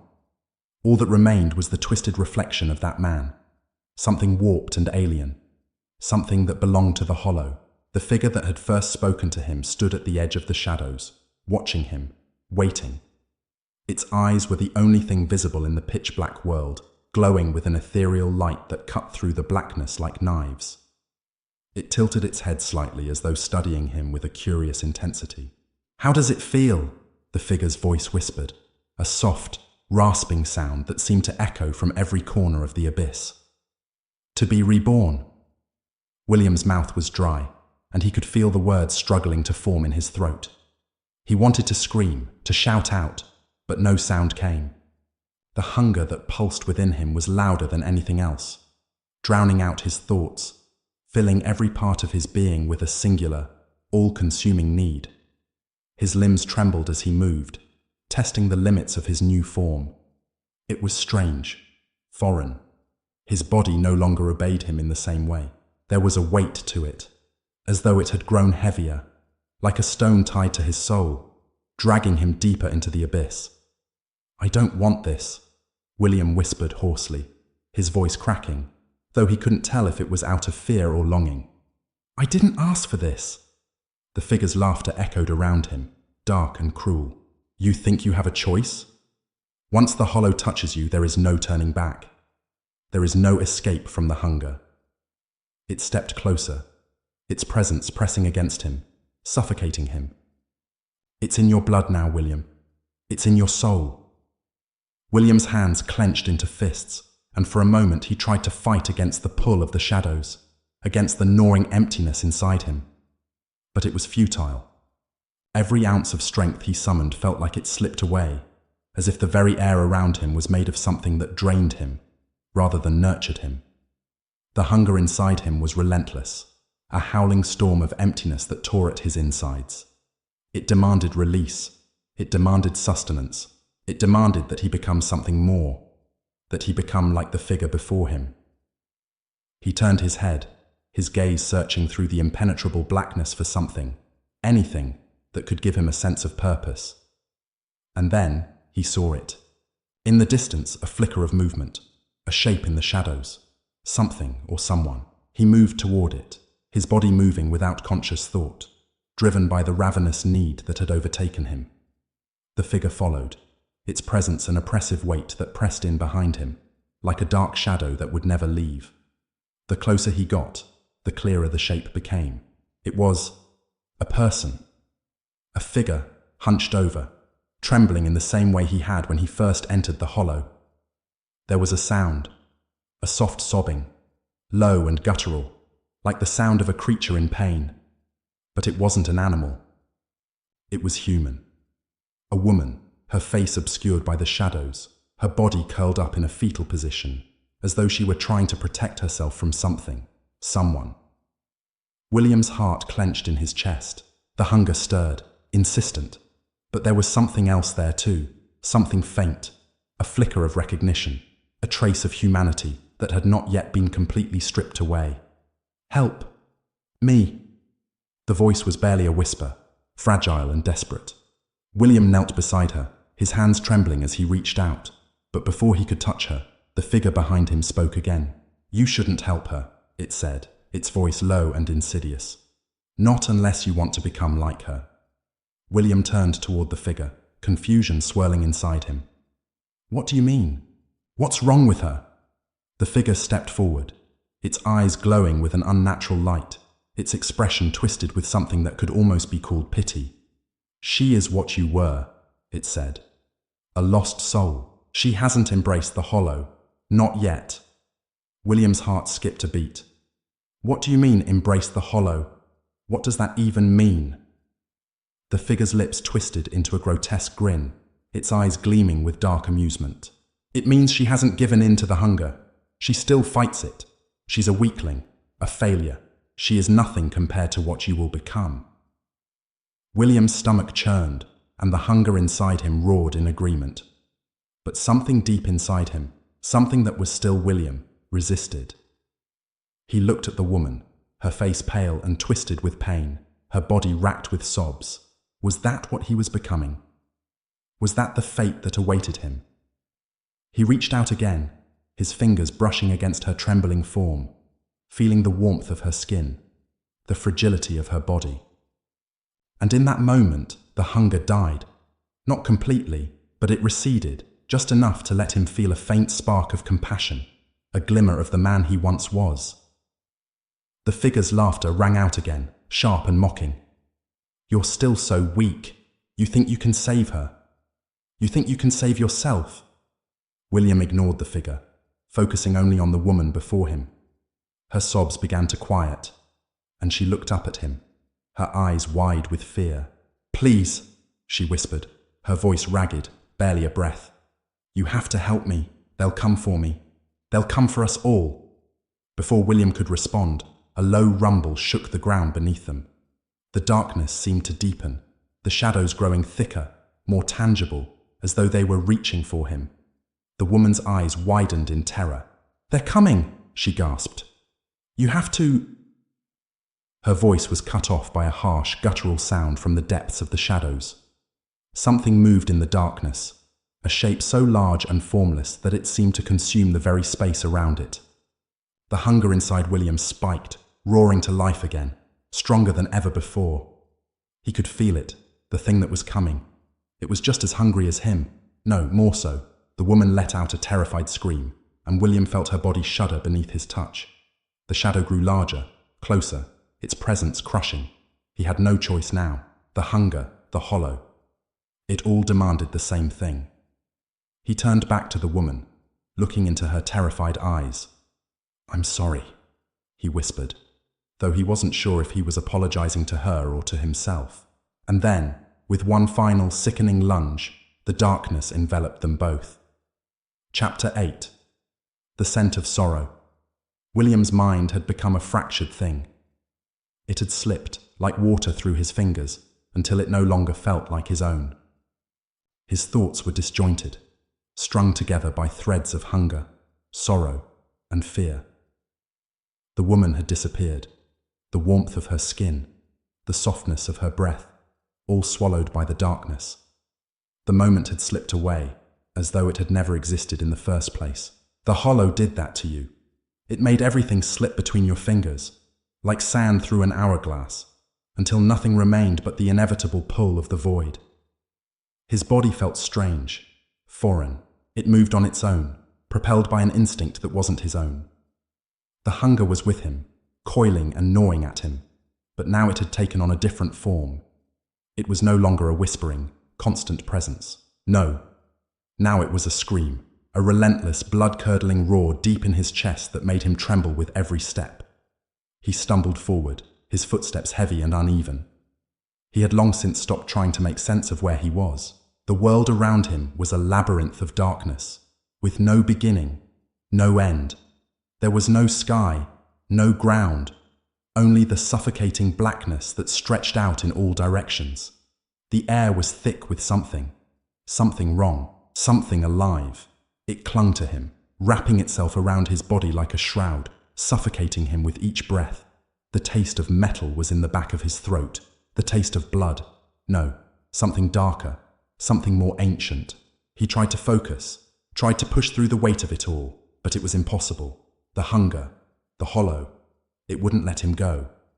And then, just as he thought he would collapse under its weight, he heard something, a sound, a faint rustling, like dry leaves being blown by the wind. But there was no wind here. He turned, instinctively, but all he saw was the same impenetrable darkness that had surrounded him since the moment he had arrived. The shadows moved, though, swirling in unnatural patterns as though they were alive. William's eyes narrowed, straining to catch any trace of the source of the sound. And then he saw it. A figure, a shape, vague and shifting, just on the edge of his vision. He could feel it, a presence, heavy and oppressive, like the weight of 1,000 eyes pressing in on him. It wasn't the figure from before, the one who had guided him into the hollow. This was something different. This was something wrong. It moved closer, its form becoming clearer, though it was still shrouded in shadows. The edges of it rippled like smoke, as if the very substance of its being was unstable, shifting, never solid. Its eyes glowed, two faint pinprick lights in the void, shining with an unnatural bloodshot hue. William froze, his heart pounding in his chest as the figure drew nearer, each step sending a shiver down his spine. The hunger within him flared again, rising like a tide that he could no longer control. He wanted to run, to escape, but his body refused. His legs felt as though they were rooted to the ground. "Why do you fight it?" The voice was soft, almost too soft, like a whisper, but it cut through the silence with chilling clarity.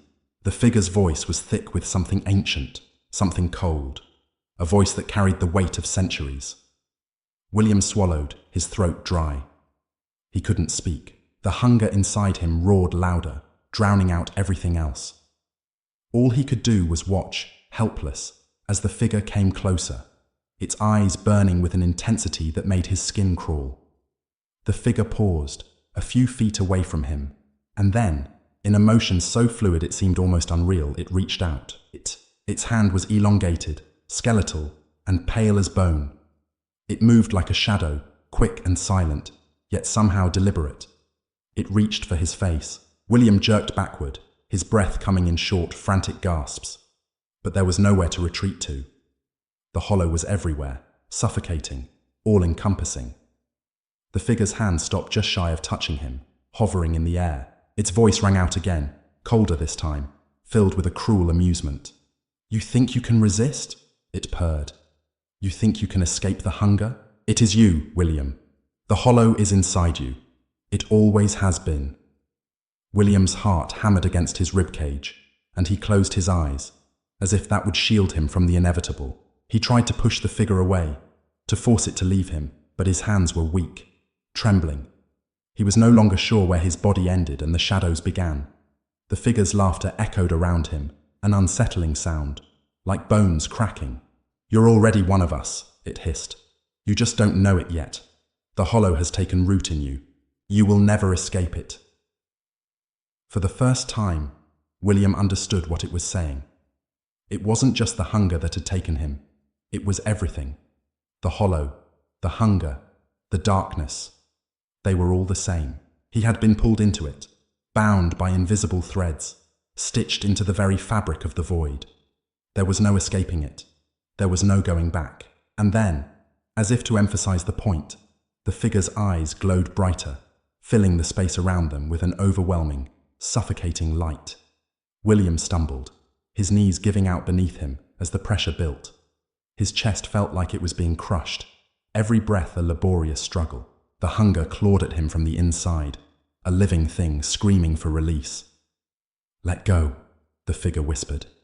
"Embrace it. It's all you are now." The words echoed in his mind, reverberating until they became all he could hear. The hollow. It was in him. It had been in him since the moment he had first tasted the shadows, since the moment he had let the hunger consume him. There was no William anymore. There was only the hunger. There was only the hollow. As he fell to the ground, his body giving way to the weight of the darkness, he realized with terrifying clarity that he was not just inside the hollow. He was the hollow. And in that moment, as the blackness swallowed him whole, he felt it. The final, horrible truth. The hollow would never let him go. Chapter 9. The gathering darkness. It had been days, perhaps weeks. William had lost track of time. The passage of it no longer mattered in the place he found himself. The world outside seemed to flicker in and out of focus, like a reflection in a broken mirror. He was no longer sure of the rules, the boundaries. The hollow had become both a part of him and the world around him. He felt its grip tightening with each passing moment, curling around his soul like a spider weaving its web. He no longer recognized the man he had been, the one who had stepped into the forest with hope in his heart. That man was gone, swallowed by the abyss, consumed by the darkness that had taken root inside him. William walked, though he wasn't sure where he was going anymore. He had stopped asking himself questions. There were no answers here, only more shadows, more whispers, and the ever-present gnawing hunger that twisted his insides. It was a hunger that could never be sated, a hunger that clawed at him from within. He had once thought that he could resist it, that he could fight back against whatever cursed force had ensnared him. But now, as he stumbled through the murk and gloom, he knew that resistance was a futile endeavor. The hollow had him, body and soul. But as the shadows deepened and the darkness seemed to grow ever more oppressive, something shifted. There was a shift in the air, a strange, almost imperceptible hum, like the faintest tremor of the earth beneath his feet. William's breath caught in his throat as he paused, his senses suddenly heightened. It wasn't just the hollow's pull that had become stronger. No, this was something else. Something older. Something more ancient. The sound grew louder.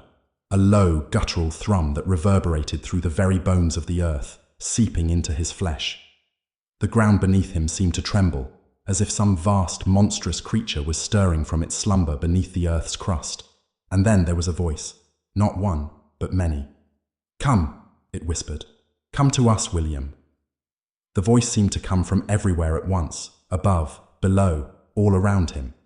It was not a single voice, but a chorus of them, rising and falling like the ebb and flow of an ancient tide. William's heart pounded in his chest, his limbs trembling. He wanted to run, to escape, but the hunger, oh, the hunger held him fast. It had a grip on him now, deeper than any physical restraint. His body no longer felt his own. It was as though his very existence had been consumed by the thing that had been growing inside him. "Come to us," the voice urged again, its tone coaxing, gentle. "The feast is almost ready. You are needed, William." The whisper grew louder, more insistent. He felt the tug of it deep within him, a magnetic pull that seemed to draw his very soul toward it. It was as though the earth itself was calling him, beckoning him into its cold, inescapable embrace. William took a step forward, his legs moving against his will. It wasn't him that moved, but the hollow, the darkness that now lived within him. He could feel it urging him on, guiding him through the darkness, toward whatever waited beyond. His vision blurred as the shadows seemed to reach out for him, pulling him deeper into the gloom. The world around him melted into darkness, the only light coming from a strange, dim glow that pulsed in the distance. It beckoned to him, like a firefly in the night, but he knew that it wasn't something to be approached. It was a trap, a lure, but the hollow had him now, and he couldn't stop moving forward. As William neared the source of the glow, he could make out the shape of something. No, Someone. It was a figure, tall and gaunt, its form indistinct in the dim light. But as he stepped closer, the figure solidified, becoming clearer. It was a man, or at least it had once been a man. His body was skeletal, with skin stretched too tight over the bones, like a corpse that had been left to rot in the earth for far too long. His face was gaunt, hollowed out, with eyes that gleamed a sickly yellow. The figure smiled, though it was not a comforting smile. It was a smile of something far darker. It was the smile of a predator, of something ancient and hungry. "You've arrived," the figure said, its voice low and rasping, like the scraping of dry leaves against stone. "We've been waiting for you." William could do nothing but stare at the figure, his breath coming in shallow gasps. He wanted to scream, to run, but the hunger, the hollow, kept him in place. He felt the darkness pulling at him, urging him to move closer to the figure. And without realizing it, he did. Each step he took felt like a betrayal, like a surrender to the thing that had consumed him. But it didn't matter. The hollow was too strong. The figure raised a hand, and in that hand, William saw something, a glimmer of metal. At first, he thought it was a knife, but as it caught the dim light, he saw it was something far worse. It was a key. The figure smiled wider, its eyes gleaming with malicious delight. "This is the key to your salvation, William," it whispered. "The key to the hunger that you've been feeding. The key to the hollow." Before he could react, the figure stepped forward, its fingers brushing against William's forehead. The touch was cold, colder than anything he had ever felt. It sank into his skin, like ice seeping into his veins. William gasped, his vision blurring, his mind spiraling into chaos. The hollow within him roared, its hunger rising to a fever pitch, but it was drowned out by something else, something deeper, darker. A door opened. It wasn't a physical door, but a rift, a tear in reality itself. It stretched wide before him, revealing a vast expanse beyond it. There was nothing there but emptiness, a swirling void that seemed to stretch on forever. But in that void, William saw something, figures, shapes, and a voice like 1,000 whispers calling out to him. "Come, William, come into the depths." The figure's grin widened, impossibly wide, its mouth stretching past human limits. "The hunger calls," it whispered, the words vibrating in William's chest. "And you will answer." Chapter 9. The Gathering Darkness continued. The dark rift expanded, a yawning chasm that threatened to swallow everything in its path, a void that beckoned with a hunger far beyond what William could ever comprehend. His heart pounded violently in his chest, the overwhelming sound echoing in his ears as he stood frozen in place, compelled by forces he no longer understood.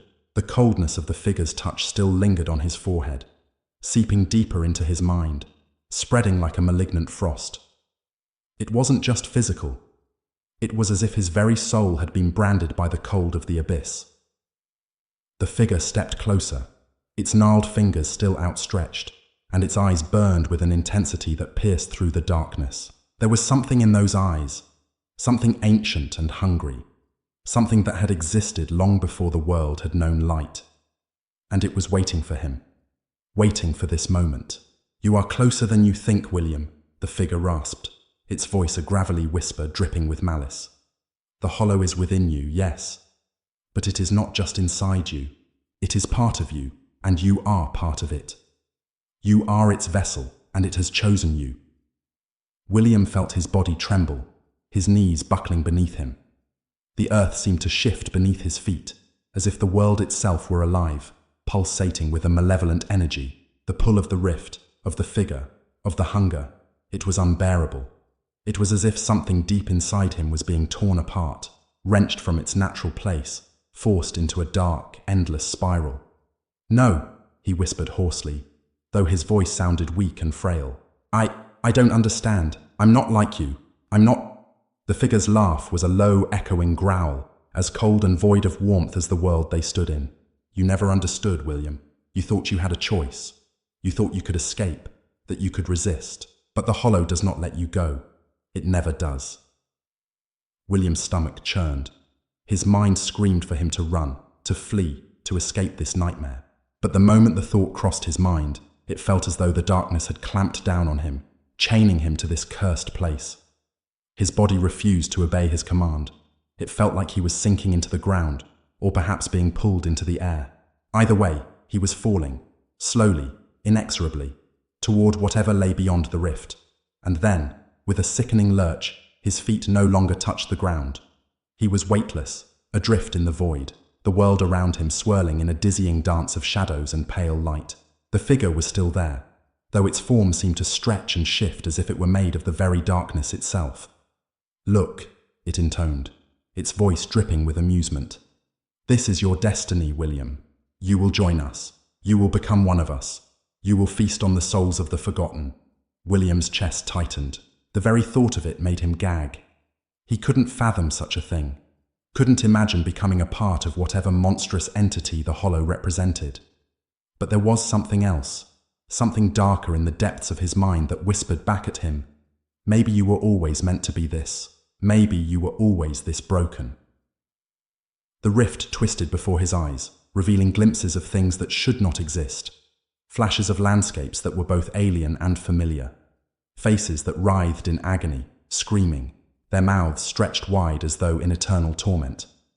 But there was no sound, only a suffocating silence. "Do you see it, William?" the figure hissed, its voice seeping into his mind. "Do you see the world beyond this one? The one you belong to? The Hollow is not just a curse. It is a gift. It is freedom." William's pulse quickened. A gift? Freedom. His mind reeled, grasping for meaning in the chaos. The rift continued to twist and swirl, each image more horrifying than the last. For every agonized face that flashed before him, there was another, a twisted, grotesque thing, writhing with unnatural hunger, its eyes burning with an unholy desire. It was a vision of a place that could not be real, a world of darkness where suffering was both endless and eternal. And yet, there was something compelling about it, something deeply seductive in its depths. "No," William breathed again, though it sounded more like a plea this time. I won't. I can't." "You have no choice," the figure growled, stepping closer, its body distorting into shadows as it moved. "You already gave in, William. The Hollow owns you. It's been feeding on you since the moment you entered this place. You've been walking its path all along, blind to the truth. This is your destiny. You will be ours." The rift before him seemed to ripple, like water disturbed by an unseen hand.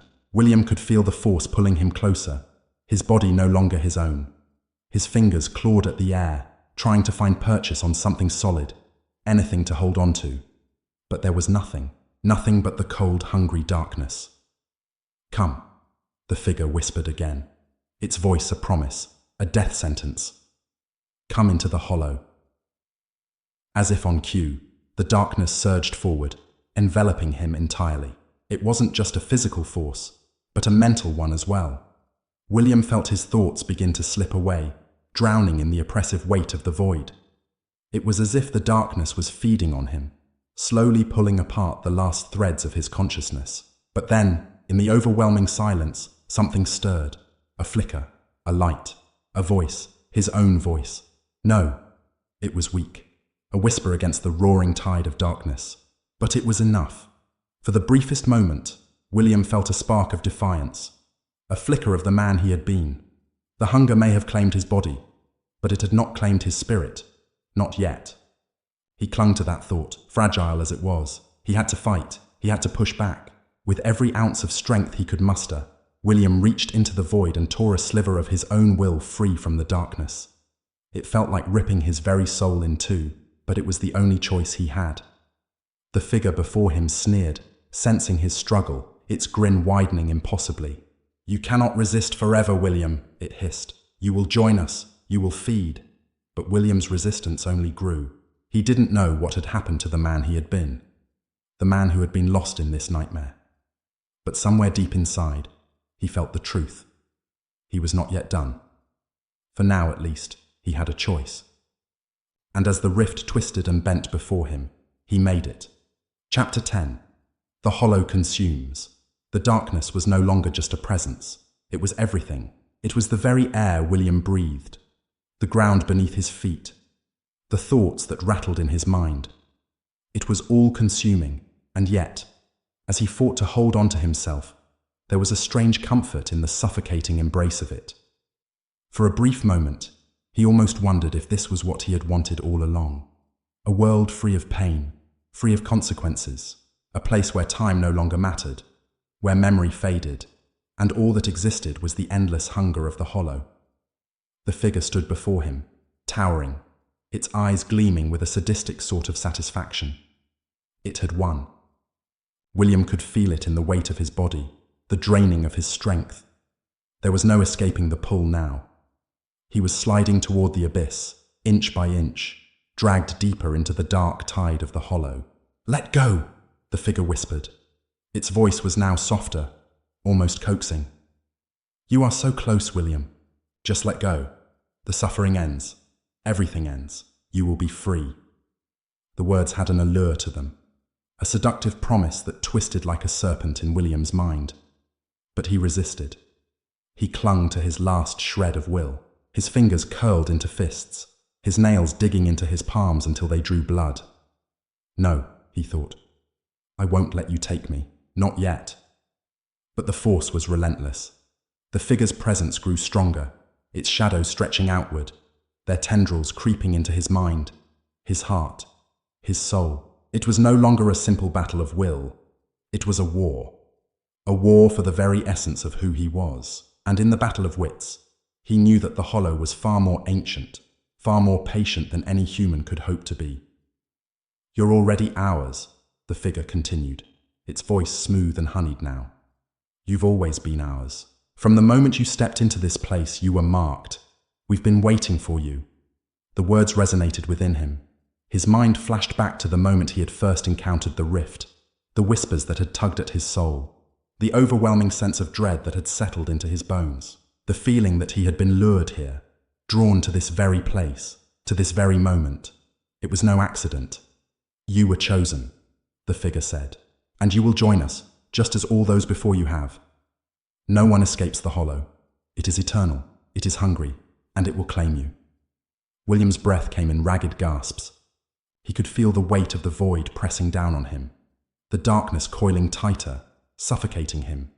But in the depths of the blackness, he heard a voice, faint, almost drowned out by the oppressive quiet. It was a memory, a sliver of light in the endless dark. "You can still choose." It was his mother's voice, soft, reassuring. She had always told him that when he was a child, that he could choose who he was, that he could fight against the darkness, that he didn't have to give in. But the hollow was stronger than he was. The shadows were suffocating. The rift was pulling him under, and the hunger was too great. How could he fight something that had existed since the beginning of time itself? "No," he whispered again, his voice trembling. I won't be like them. I won't give in." The figure tilted its head as though amused. "You don't understand, do you? You never did. The hollow does not ask for your consent. It does not care if you resist. It only cares about consumption. And you are part of it now. There is no escape. You cannot fight it. You will be absorbed, just like the others." The words felt like a poison seeping into his veins. His limbs felt heavier, his mind clouded with the truth of the figure's words. Was there any hope left? Could he truly resist this force, this ancient evil that stretched across all realms, a hunger that had no end? His body shook as the darkness swallowed him. The hollow was closer now, its tendrils weaving through the fabric of his consciousness, wrapping themselves around his thoughts, his fears. It was everywhere. It was all he could feel, all he could see. The figure stepped closer, its face no longer human, but a grotesque mask of shadows and twisted flesh. "It is done," it said softly. "The hunger is within you now, and there is no escape." William closed his eyes, overwhelmed by the sheer weight of it all. But just as the last remnants of his strength were about to give way, something unexpected happened. A flicker, a spark. He wasn't sure where it came from. It was barely a whisper in the sea of darkness, a thought that felt like an echo from a past life. There's always a choice. William's chest tightened, his heart pounded. The flicker grew, pushing against the suffocating weight of the hollow. "No," he thought. "I will not become what you want me to become. I will not be consumed." And with that thought, he opened his eyes. The figure lunged at him, its form a twisted mass of darkness. But William reached out, feeling the heat of the rift as it tried to drag him down. He could feel the cold fingers of the hollow grasping at his mind, his soul. But with every ounce of strength, he fought back. His vision blurred, but he pressed forward, driven by a single overwhelming urge. I am not yours. His body convulsed, the energy within him surging like electricity. The rift twisted violently, the darkness recoiling from the force he had unleashed. It felt like the very fabric of the world was ripping apart. And then, with one final cry, the rift shattered. The force of the explosion threw William back, the world around him spinning out of control. For a long moment, he could hear nothing but the roar of the collapsing darkness, the final death rattle of the hollow as it crumbled away. It was as though the very foundations of reality had buckled under the pressure, and with it, the figure, the hollow, was gone. But as the blackness faded, William collapsed to his knees, his body racked with exhaustion. The battle was over. The rift was no more. The figure was gone, or was it? William gasped for air, his chest tight as though he had been drowning.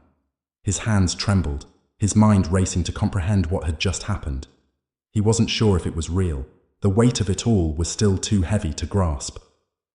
But for the first time in what felt like an eternity, the oppressive darkness was gone.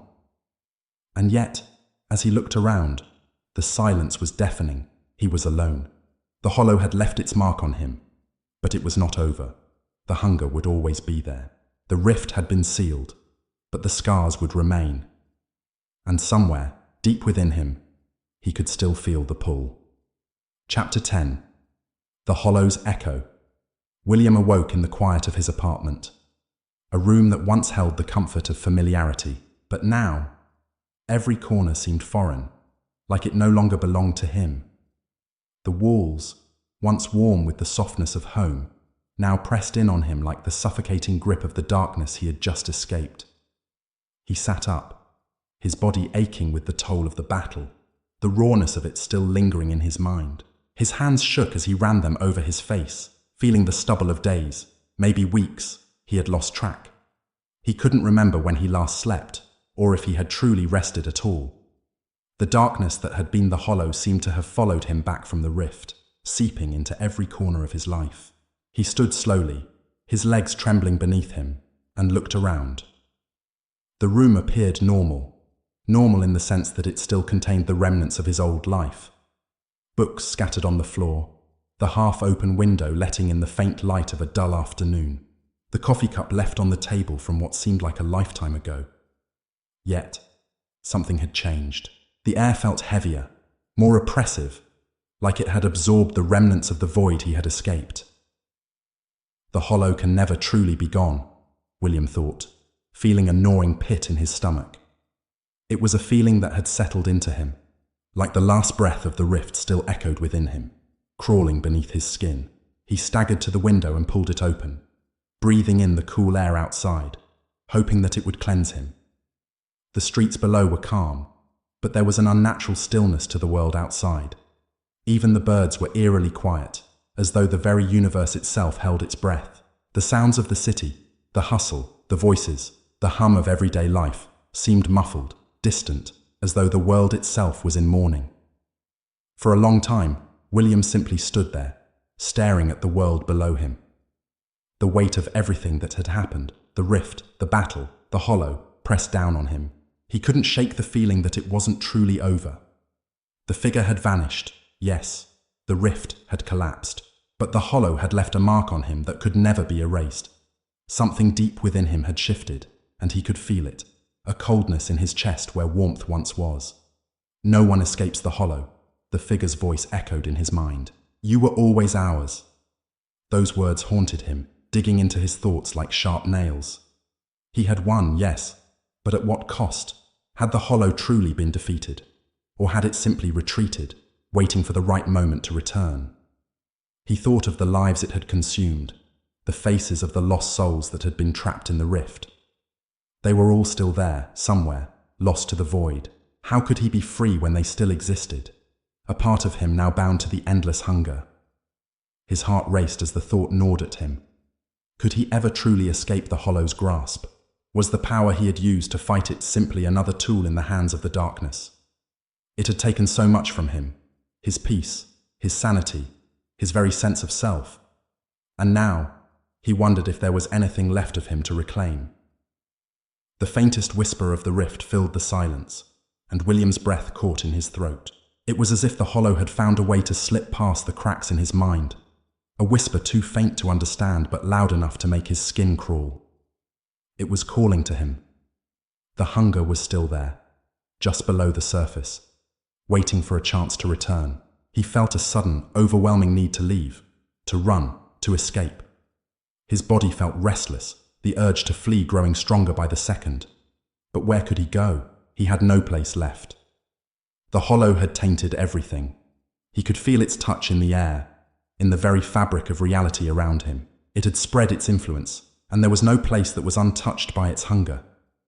Without thinking, William grabbed his jacket and rushed out of the apartment, the door slamming behind him. The streets outside were colder than he remembered, the chill biting at his skin. He needed to get away. He needed to find some answer, some way to escape the Hollow's lingering influence.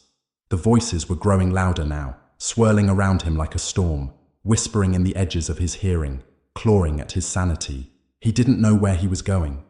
He didn't care.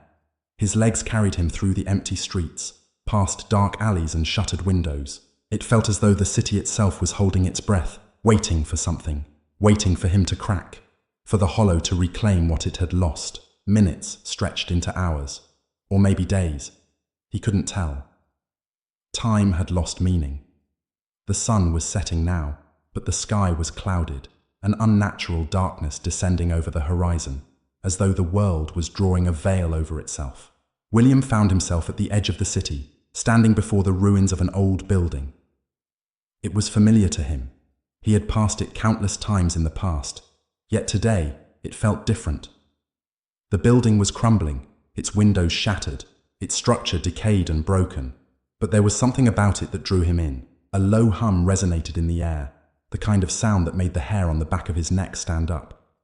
It was the same sound he had heard in the rift, that unnerving hum that seemed to vibrate in his bones. It was a sound of hunger, of something ancient stirring beneath the earth waiting for its time. The door to the building was ajar, as though inviting him in. This is it, William thought, his heart pounding in his chest. This is where it all started. The Hollow is still here, waiting for me. A part of him screamed to turn away, to run, to never look back. But another part of him, something darker, something born of the void itself, urged him forward. He stepped into the building. Inside, the air was thick with dust and decay. The walls were lined with old papers, their edges yellowed and torn. The floor creaked beneath his feet as he ventured deeper into the darkness. He could hear the whispers again, louder now, echoing off the walls, beckoning him forward. They were coming from somewhere deeper inside. He moved through the corridors, the darkness closing in around him. Every step he took felt heavier, as though the very building itself was alive, watching him, waiting. The further he went, the more intense the hum became, vibrating through the walls, the floor, his bones. And then, at the end of the hallway, he saw it. The rift. It was open again, just as it had been before. A swirling mass of blackness, a void that seemed to pulse with an insatiable hunger. The air around it shimmered, as if the very fabric of reality was bending and warping, allowing the Hollow to creep back into the world. William stood frozen in place, his heart hammering in his chest. The figure from the rift stood before him, its face twisted in a grotesque mockery of a smile. It was waiting for him. "You can't escape, William," the figure said, its voice a whisper in the air. "You belong to us." The hunger was back. But this time, William knew what he had to do. He had already fought the darkness once before. He had beaten it. He would do it again. With a cry, he lunged forward, his hands outstretched, reaching for the rift, determined to close it once and for all.